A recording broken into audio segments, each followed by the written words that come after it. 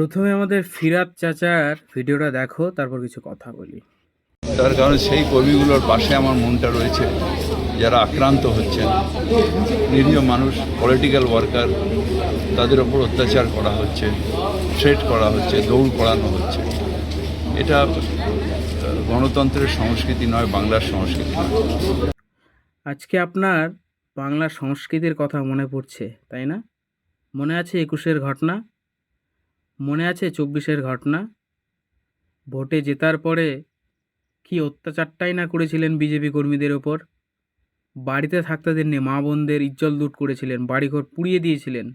আর আজকে বড় বড় বাতেলা, আজকে আপনার বাংলা সংস্কৃতির কথা মনে পড়ছে, গণতন্ত্রের সংস্কৃতির কথা মনে পড়ছে। আজকের এই